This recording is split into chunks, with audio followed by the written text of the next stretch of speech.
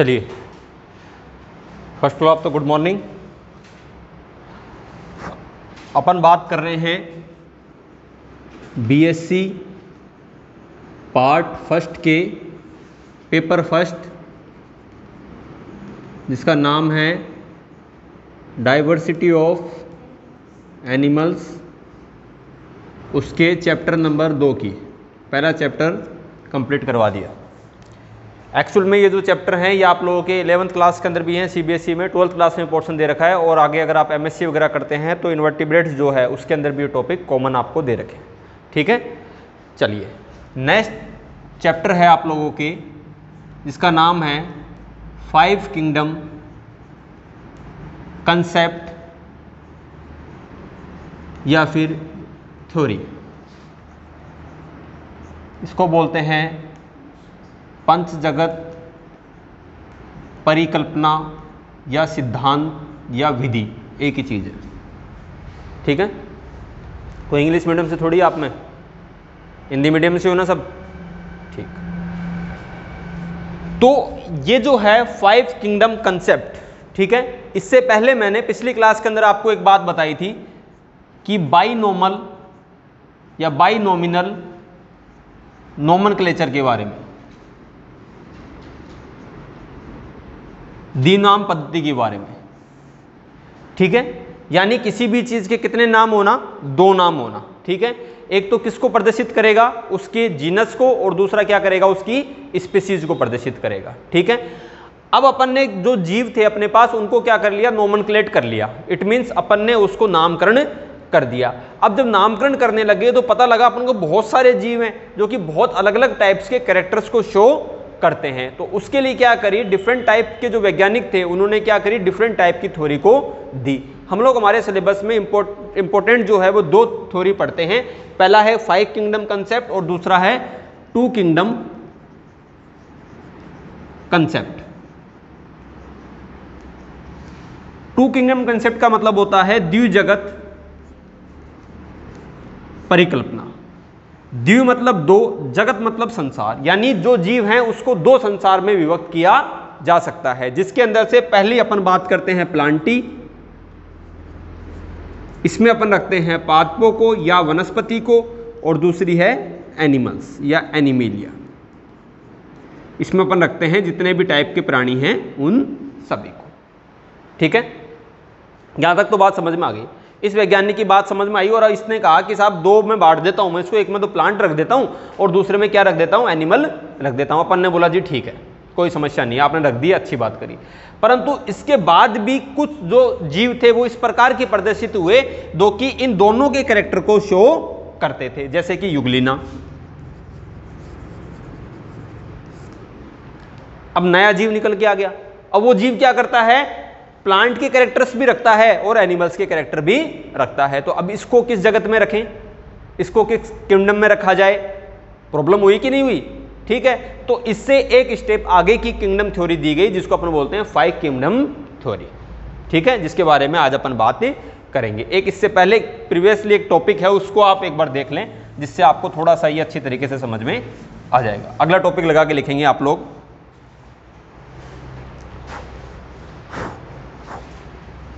Biological classification. ये इतनी English तो समझ में आ रही है ना? हाँ कि ना?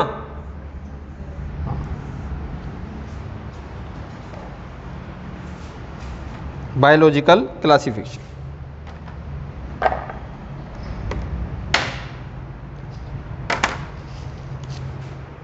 चलिए इसमें राइट डाउन कर लीजिए।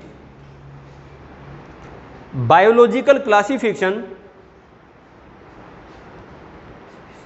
एक साइंटिफिक ऑर्डर है, एक साइंटिफिक ऑर्डर है जिसके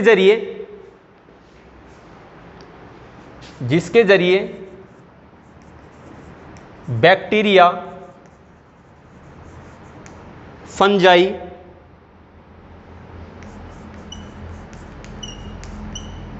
protista,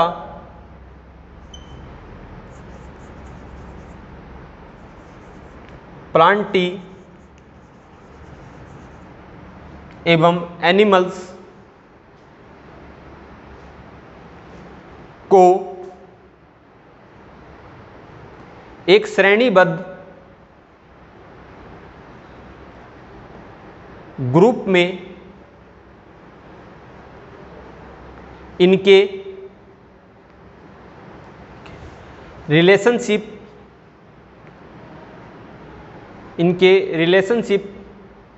coma morphological comma evolution का मतलब उद्विकास, इवोल्यूशन एवं अन्य आधार पर रखा जाता है, अन्य आधार पर रखा जाता है।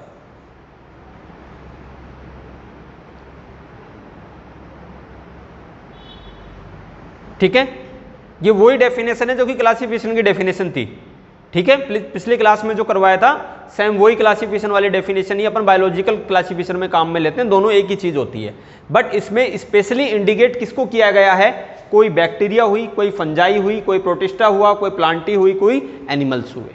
ठीक है, यानी इनकी रिलेशनशिप, इनके बीच में क्या संबंध है, इनके मॉर्फोलॉजिकल कैरेक्टर कौन सा होता है, मॉर्फोलॉजिकल कैरेक्टर कौन सा होता है, बताई थी लास्ट क्लास के अंदर। अरे बताया था कि नहीं बताया था, मॉर्फोलॉजिकल कैरेक्टर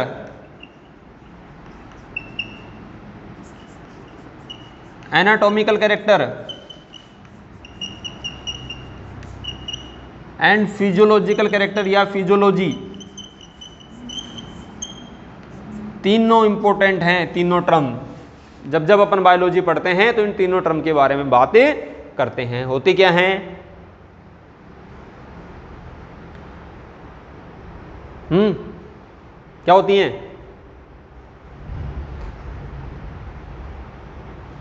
अरे क्या होती हैं तीनों टर्म, मॉर्फोलॉजिकल, एनाटॉमिकल, फिजियोलॉजिकल। अब पुराने मास्टरों के जैसे समझाऊंगे, अरे मूर्खो तुम्हें ये चीज नहीं आती, तुम 11th क्लास 12th क्लास में पढ़ के आए हो,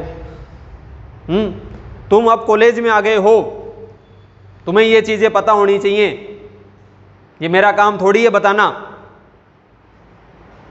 ऐसे समझाऊं क्या, नहीं समझाऊं, रे वाह बावड़ो। देखो रे,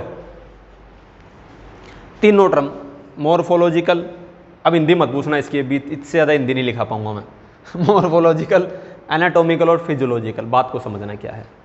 आपकी बॉडी है कि नहीं, अरे हाँ ना तो बोलो, है।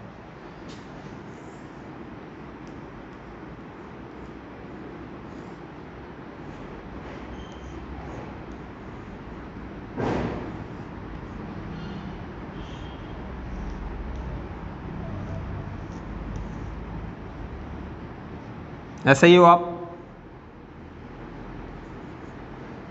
ऐसे ही हो गया।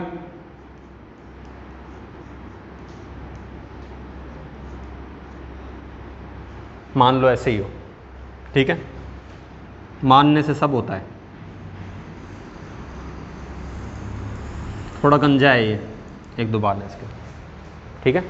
मान लिया ये अपन है, कौन है, अपन है, ये तो नहीं मान रहे, माँ तो कौन आएगी, ठीक है। चलो मान लो कोई भी है, ठीक है, नाम नहीं लेंगे किसी का वरना कॉपीराइट में आ जाएगा कि सर आपने मेरे नाम का उपयोग करा, ठीक है। ये कोई भी है, मान लो एक्सपायर डेट, ठीक है।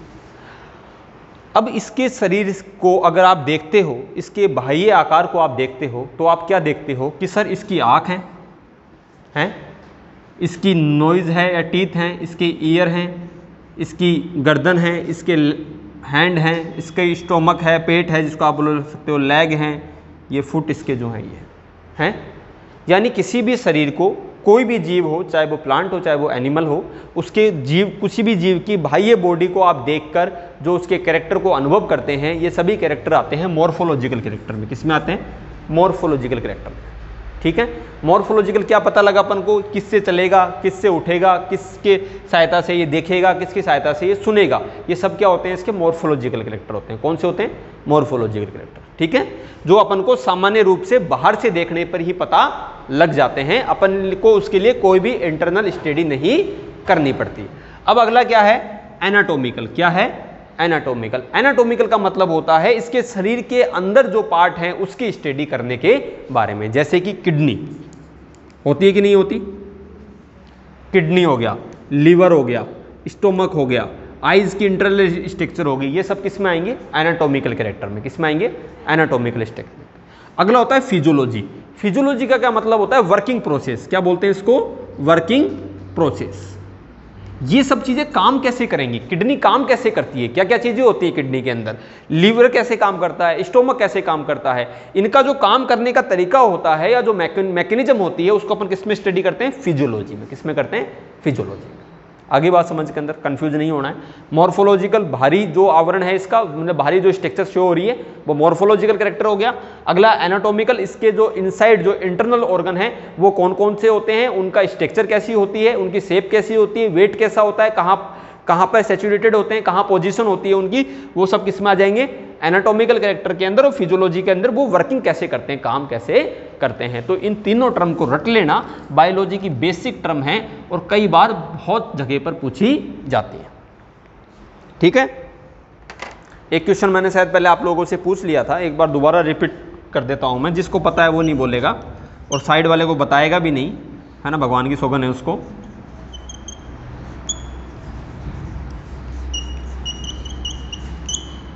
प्लांट रेस्पिरेशन के समय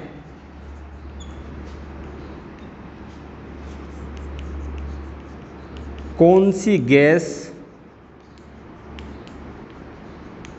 लेते हैं। ये क्वेश्चन पहले किससे पूछा हुआ है, क्लास में पूछा है क्या, पूछा था, एक ही थे आप शायद, उसके अलावा और कोई थोड़ी था, और एक थी, दो बस, बाकी नहीं थे, है ना, आप दो नहीं बताओगे। प्लांट रेस्पिरेशन के समय कौन सी गैस लेते हैं।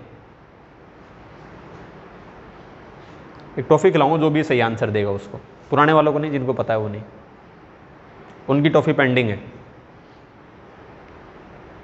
जल्दी से फटाफट, प्लांट रेस्पिरेशन के समय कौन सी गैस लेते हैं।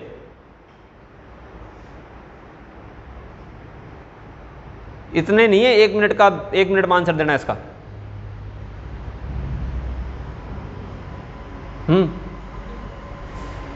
कौन सी, नहीं पता आपको, आपका गुड नेम, मुस्कान।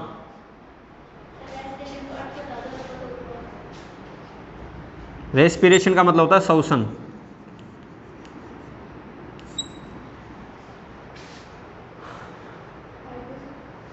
कौन सी, हाइड्रोजन।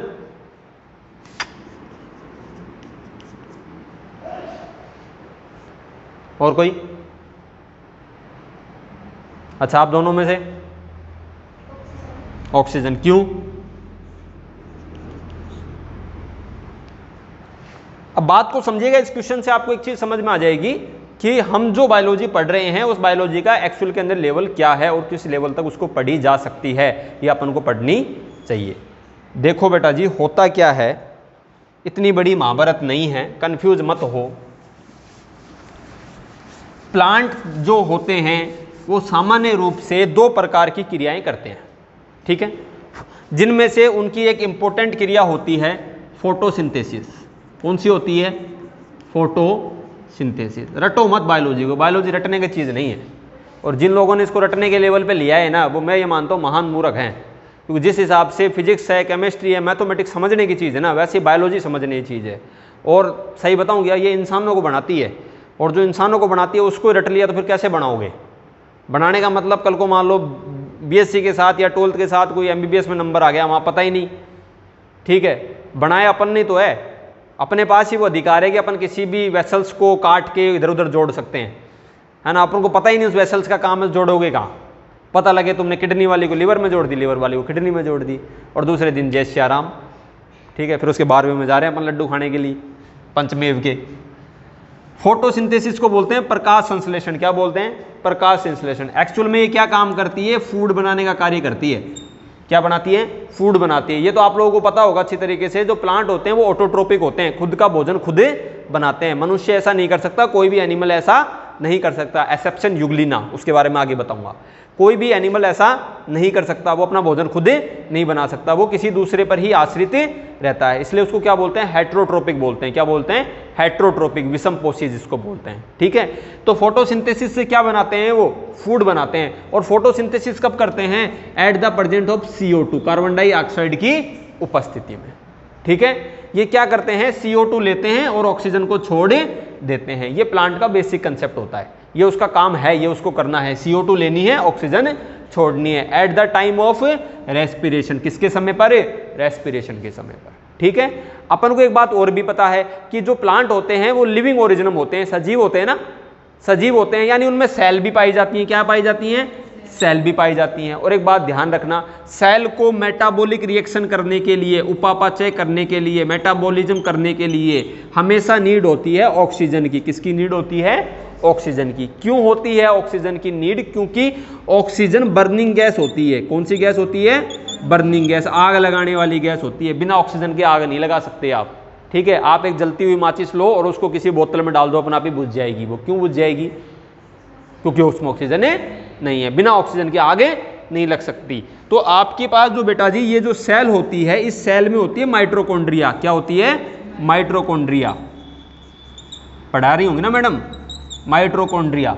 ठीक है, यानी यहां पर डेवलपमेंट होता है एटीपी का, एडेनोसिन ट्राइफॉस्फेट का। ये क्या मॉलिक्यूल्स होते हैं, ऊर्जा के मॉलिक्यूल्स होते हैं, एनर्जी के मॉलिक्यूल्स होते हैं, इसको यूं समझ लो। ठीक है, जब ऑक्सीजन इस सेल में जाती है, यहां पर मैंने ऑक्सीजन ली और ये सेल में गई, तो जाते ही क्या लगाएगी, इसको आग लगाएगी। क्या लगाएगी, आग लगाएगी। अरे बिना आग के भोजन पका सकते हो क्या, नहीं पका सकते ना, तो ये क्या करेगी, आग लगाएगी। आग लगाने से इसको क्या मिलेगी, एनर्जी मिलेगी। क्या मिलेगी, एनर्जी। और किसका डेवलपमेंट होगा, एटीपी का। किसका डेवलपमेंट होगा, एटीपी का। सभी सेल का यही काम होता है। आगे बात समझ के अंदर। अब प्लांट में ये काम कम इसलिए होता है क्योंकि प्लांट में डेड सेल ज्यादा होती है, मरी कोशिकाएं ज्यादा होती है। ठीक है, तने वगैरह में जो विशेषकर पाई जाती है मरी हुई कोशिकाएं ज्यादा पाई जाती हैं। ठीक है, अब ये बात अच्छी तरीके से पता है, अगर जिंदा रहना है तो कौन सी गैस लेनी है, ऑक्सीजन लेनी है। तो ये जो प्लांट है, ये प्लांट भी क्या चाहता है, मैं भी जिंदा रहूं, सजीव है ना ये भी क्या चाहता है, मैं भी जिंदा रहूं, इसलिए रेस्पिरेशन के लिए कौन सी गैस लेता है, ऑक्सीजन लेता है। अब देखो, अब बात को समझो, कंसेप्ट क्या है। कंसेप्ट क्या है कि रेस्पिरेशन के लिए ऑक्सीजन तो लेता है, परंतु सामान्य रूप से एनिमल की तुलना में कम लेता है। क्यों लेता है, पहली बात, नंबर ऑफ डेड सेल, मृत कोशिकाएं ज्यादा हैं, इसलिए एनर्जी की आवश्यकता कम है। भाई 100 लोगों को खाना खिलाना है, एक 5 लोगों को खाना खिलाना है, तो एनर्जी कम किस में लगेगी, 5 लोगों में। तो इस बेचारे के पास 5 ही हैं, इसलिए इसको ऑक्सीजन की नीड क्या होती है, कम होती है। दूसरा, ये ऑक्सीजन कब लेता है, at the time of night, रात के समय पर। किसके समय पर, रात के समय पर। क्यों, क्योंकि रात के समय के ऊपर फोटोसिंथेसिस के लिए यूज में आने वाली सनलाइट वो उपस्थित नहीं होती, और फोटोसिंथेसिस नहीं करता तो क्या करने लग जाता है, रेस्पिरेशन करने लग जाता है। इसलिए पुराने समय के अंदर ये भी कहा करते थे कि ये जो पेड़ पौधे होते हैं बड़े वाले, बरगद के, नीम के, इनके आसपास में नहीं सोना चाहिए, क्योंकि यहाँ पे भूतनी होती है और रात को आके खा जाती है ना, ऐसे ही कहते थे ना। पर इनके आसपास में क्या होता है, रात्रिकालीन समय पर ये जो आसपास की ऑक्सीजन होती है उसको क्या कर लेते हैं, ग्रहण कर लेते हैं, जिसके कारण उस पे जो ऑक्सीजन का लेवल होता है वहां पर सराउंडिंग एरिया में, आसपास के एरिया में, वो क्या हो जाता है, कम में हो जाता है, और वहां पे अपनी मौत हो जाती है, क्योंकि भूतनी वगैरह कुछ नहीं होती है ना, और होती है तो पास तो मेरे सामने बैठी है ना। चलो अगला टॉपिक लिखो, एडवांटेज।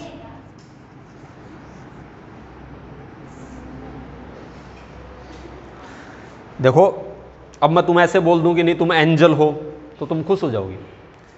अब एंजल को देख, है ना, एंजल को देखो, एंजल क्या होती है, एंजल क्या बोलते हैं, परी, है ना। और देखना, परी हमेशा डरी सहमी सी रहेगी। परी की कोई भी कहानी पढ़ लो, कोई भी, है ना, यूट्यूब पे जाके सर्च कर लो, पुराना कार्टून देख लो, उन सब में परी डरी हुई मिलेगी, है ना।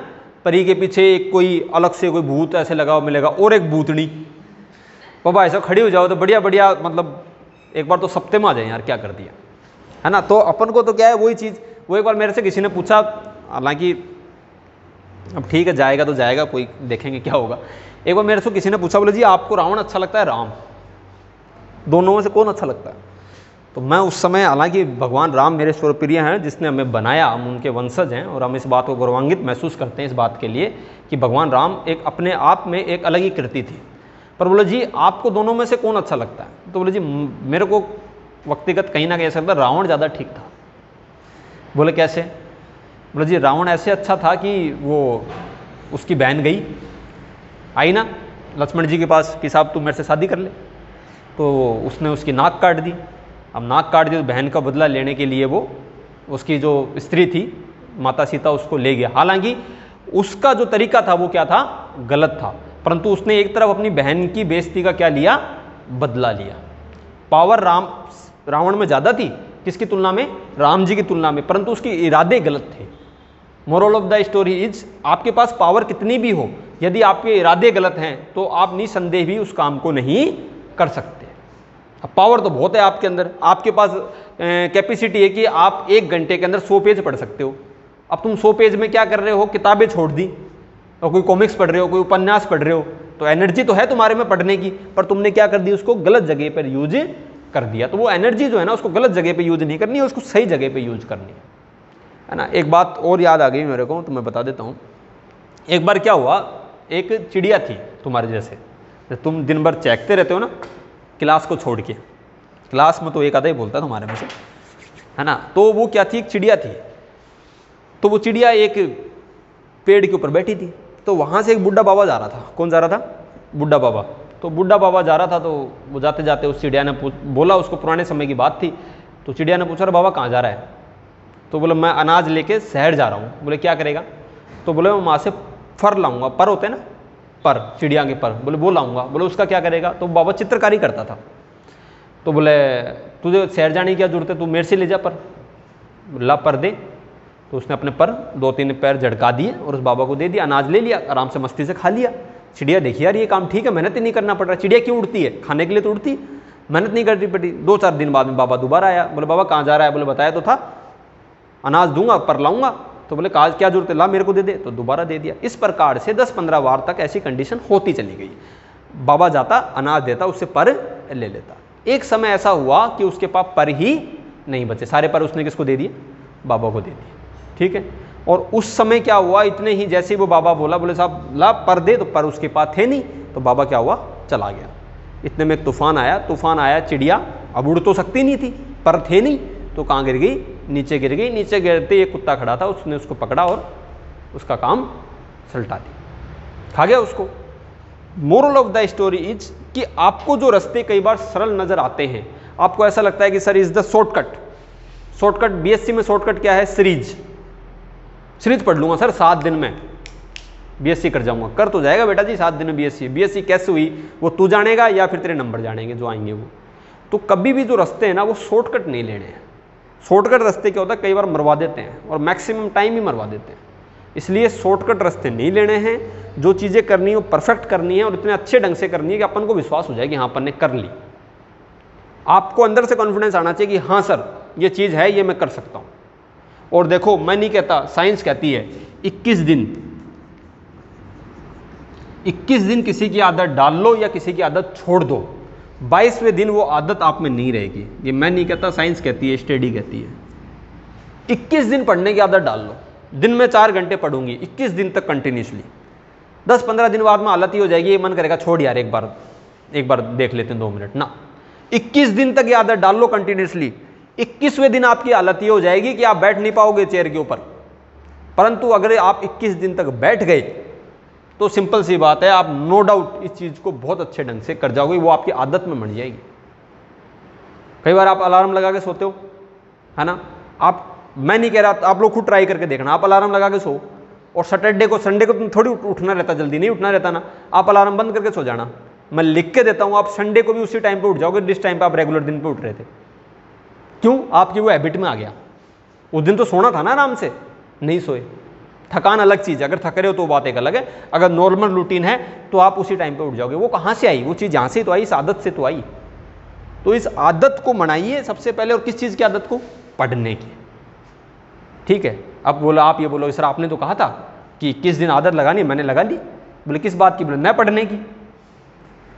और वो गुरुजी लागा भी कि सोगन कोई मैंने पढ़ा के दिखा दे तो पढ़ना ही नहीं। कई बच्चे ऐसे होते हैं सोगन खा लें। मैं क्या हुआ, जब मैंने शुरू में टीचिंग शुरू करी ना, मैं तुम्हें मेरा ही वाक्य बता देता हूँ फिर बताऊंगा एडवांटेज। तो मैं यूँ बोलता था I got 100% result in last 4 year 3 year 2 year जो भी थे उस समय. No single one student fail in my class. If single one student are fail in my class I leave the teaching. मैं पढ़ाई मैं मास्टरी छोड़ दूंगा अगर कोई बच्चा फेल हो गया. एक बच्चा आरामखोर वो सो के नहीं खा रहे बेटे, गुरुजी ने या जो मास्टरी की छुड़ारी मानूंगा वो टिंगर फेल हो. वो बच्चा फेल हुआ बाकायदा, उसने आदत लगा ली 21 दिन पढ़ूंगा ना किमी हो जाओ चाहे. सबसे सरल पेपर आया, 80% मेरा पढ़ाया हुआ आया, वो लड़का फिर भी फेल हो गया. वो तो मेरी किस्मत अच्छी थी, वो सप्लीमेंट्री में निकल गया, वरना वो पक्का मेरे को छुड़वाता मास्टरी. तो ऐसा तो करना मत कि सर आपने तो कहा था 21 दिन आदत लगाने, हमने लगा ली. बोले किस बात की? बोले 21 दिन आदत लगाई सर, ना तो कॉलेज आएंगे और ना घर पे पढ़ेंगे. अब 22वें दिन आदत लग गई सर, अब गुरुजी मार से कौन आया जा रहे हो. यही तो बताइए यह बात है ना. तो ऐसा मत करना. चलिए आगे लिखिए एडवांटेज. किस चीज का advantage? Advantage of biological classification. Advantage of biological classification. ये इतनी इंग्लिश तो समझ में आती है ना? आ रहा है ना इतना लिखा हुआ समझ में? कुछ नहीं आया तो पूछ लेना. नंबर 1, यह जीव की स्टडी को, स्टडी मतलब अध्ययन, यह जीव की स्टडी को सरल बनाता है. सरल बनाता है कहने का मतलब क्या है कि देखो अगर अपन ने जीव को क्लासिफाई कर लिया, अपन को पता लग गया कौन सा जीव कहां रखा जाएगा, तो अपन उसको आसानी से अध्ययन कर सकते हैं. ठीक है, जैसे कि मान लो मैंने क्लासिफाई करा और मैंने कह दिया कि यहां पर एक कोशी के जीव रखे जाएंगे. कौन से रखे जाएंगे? एक कोशी के. तो अब आप आसानी से स्टडी कर सकते हैं उसकी कि सर यहां पे एक कोशी के जीव रखा जाएगा. सेकंड नंबर 2 नंबर लगाकर लिखना, यह जीव को आइडेंटिफाई करने में, आइडेंटिफाई मतलब पहचान, यह जीव को आइडेंटिफाई करने में मदद करता है.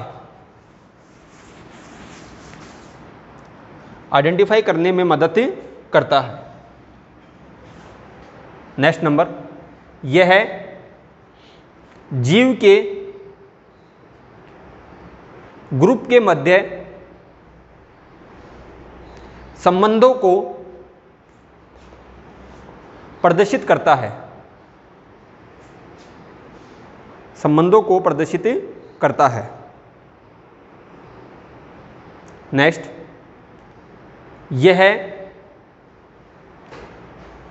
उन प्लांट एवं एनिमल्स की जानकारी देता है जो एक विशिष्ट स्थान पर उपस्थित नहीं होते हैं. उपस्थित नहीं होते हैं. अब इस लाइन का मतलब समझना, बहुत इंपॉर्टेंट लाइन है ये.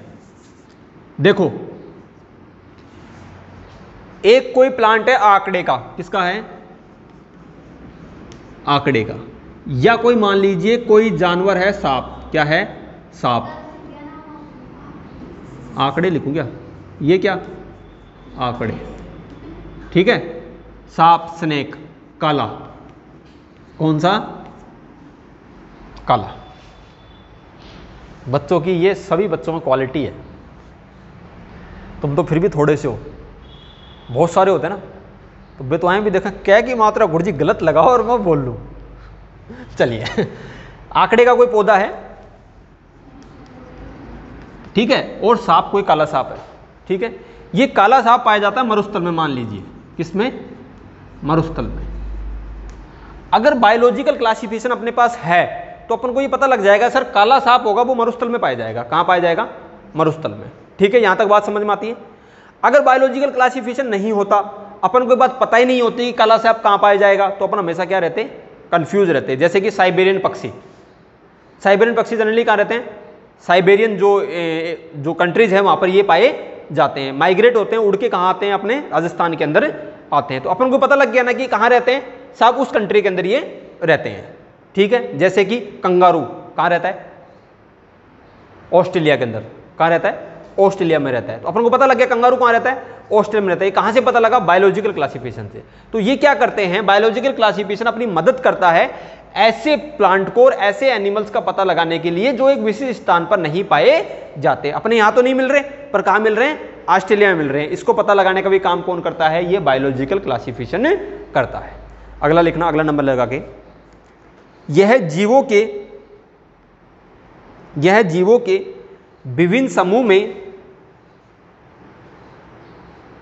विभिन्न समूह में संरचना मतलब स्ट्रक्चर, संरचना की धीरे धीरे बढ़ती हुई जटिलता मतलब कॉम्प्लेक्सिटी, जटिलता को प्रदर्शित करने में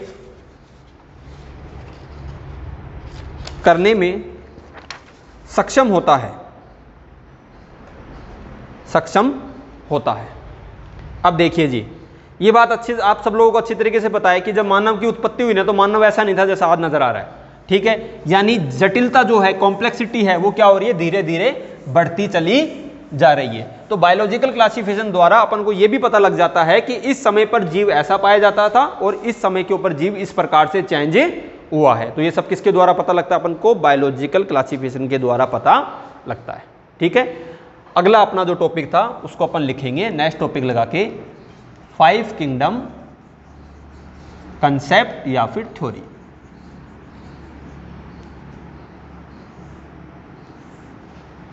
कंसेप्ट या फिर थ्योरी लिखना। 5 kingdom concept Robert H Whittaker द्वारा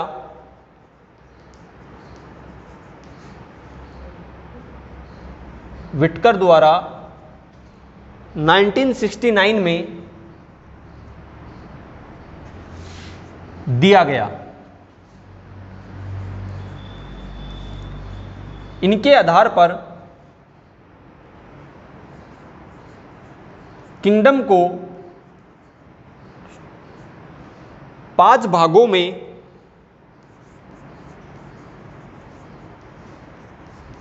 बांटा जा सकता है।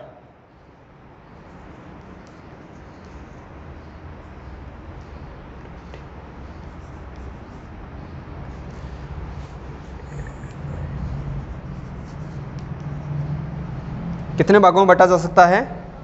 5 भागों में बांटा जा सकता है। जैसे कि मोनेरा,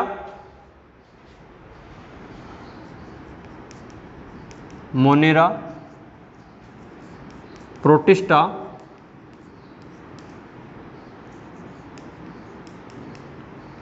फंजाई, प्लांटी, एनिमिलिया।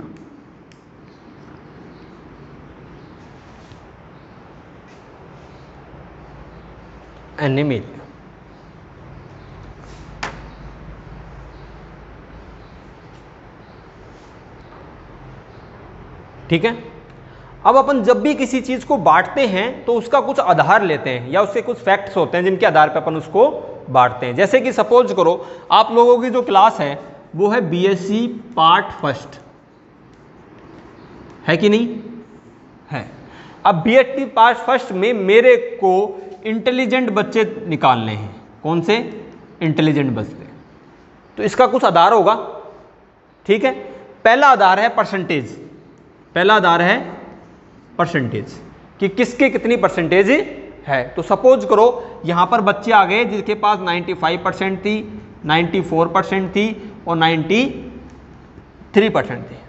ठीक है, हमें एक टास्क दिया गया और हमें कहा गया कि साहब आप बीएससी फर्स्ट ईयर में पता लगाओ कि किस, आपको इंटेलिजेंट पता लगाने, क्या पता लगाने? इंटेलिजेंट। तो ये यहां पर मैं आया और यहां पर मैंने पता लगाया कि साहब परसेंटेज बेस पे अलग अलग कर सकता हूं मैं इसको, कि जिसके जितनी ज्यादा परसेंटेज उतनी ज्यादा वो इंटेलिजेंट। ठीक है, अब कोई दूसरे आया यहां पे, उन्होंने कहा कि नहीं साहब परसेंटेज तो कोई भी ला सकता है, मैं नहीं मानता, मैं टेस्ट लगाऊंगा। क्या लगाऊंगा? टेस्ट। अब उसने टेस्ट लगा के पता करा तो उसको टेस्ट में ग्रेड मिल गई ए बी सी, परंतु परसेंटेज वाले नहीं थे। परसेंटेज वाले बच्चे इस बार नहीं आए। जो टेस्ट में पास हुए उसने कहा कि साहब ये इंटेलिजेंट है। क्या है?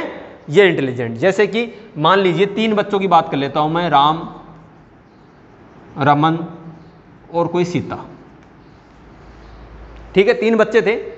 तो पहले वाले टेस्ट में तो क्या हुआ, परसेंटेज बेस पे सबसे टॉपर कौन था, राम, फिर रमन और फिर सीता। पर जब टेस्ट लिया गया तो ये कहानी उल्टी हो गई, यहां पर सीता आ गई, यहां पर राम आ गया और यहां पर रमन आ गया, टेस्ट के बेस पे। ठीक है, अब तीसरा आदमी को और भेज दिया, उसने बोला जी आप भी पता लगाओ, तो बोले साहब ना, मैं तो नहीं मानता इन दोनों को। ठीक है, मैं क्या मानता हूं, मैं तो वाइवा लूंगा। क्या लूंगा, वाइवा। वाइवा समझते हो ना, 12th क्लास में दिया होगा, है ना। मैं वाइवा लूंगा। अब वाइवा लूंगा तो उसमें कहानी और चेंज हो गई, उसमें ये रमन तो फर्स्ट आ गया, सीता सेकंड आ गई और राम थर्ड आ गया। ठीक है, यानी कुछ आधार क्या लिया, इन सभी वैज्ञानिक अपन मान लेते हैं साइंटिस्ट हैं, कौन है, साइंटिस्ट हैं। इन सब साइंटिस्टों ने अपने अपने अकॉर्डिंग क्या करा, यहां पर इंटेलिजेंट बच्चों को छांट लिया। तो जब भैया इनको बांटा, मोनेरा बांटा, प्रोटिस्टा बांटा, फंजाई बनाया, प्लांटी बनाया, एनिमिलिया बनाया, इसके लिए भी कुछ आधार रखा होगा। उसी के आधार पर तो अलग अलग करे होंगे।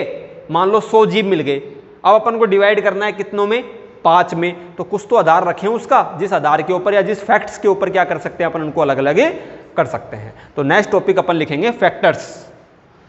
अगला टॉपिक लगा के लिख लो, फैक्टर्स ऑफ 5 किंगडम कंसेप्ट या फिर थ्योरी। कंफ्यूज मत होना, दोनों एक ही चीज है। कौन कौन से फैक्ट्स हैं जिनके आधार पर अपन इनको अलग कर सकते हैं। पहला है तथ्य, structure of cells, structure of cells देखना है। इसमें जीवों को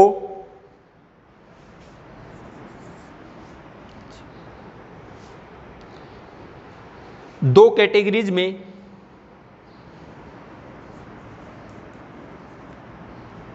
डिवाइड किया जा सकता है।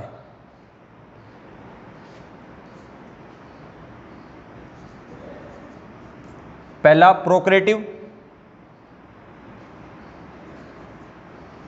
पहला प्रोक्रिएटिव पीके बोल सकते हैं जिसको, अगला ईके यूकैरियोटिव।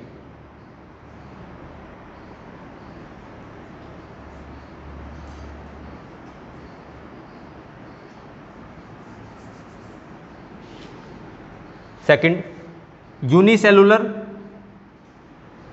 यूनिसेलुलर या मल्टीसेलुलर ऑर्गेनाइजेशन यानी संगठन।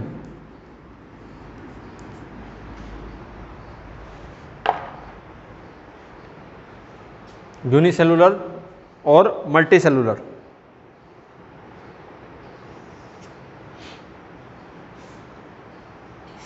ठीक है, नंबर 3 मोड ऑफ न्यूट्रिशन। अच्छा, यूनिसेलुलर का मतलब क्या होगा, एक कोशिकीय, मल्टीसेलुलर का मतलब एक या एक से अधिक। अगला है तीसरा mode of nutrition. Mode of nutrition का मतलब होता है, न्यूट्रिशन को बोलते हैं पोषण। पोषण कैसा है जीवों में, जीवों को इस आधार पर 2 भागों में बांट सकते हैं, ऑटोट्रोपिक और दूसरा हेट्रोट्रोपिक। ऑटोट्रोपिक मतलब स्वयंपोषी और हेट्रोट्रोपिक मतलब विषमपोषी। ठीक है, इसके आगे का करेंगे नेक्स्ट क्लास के अंदर।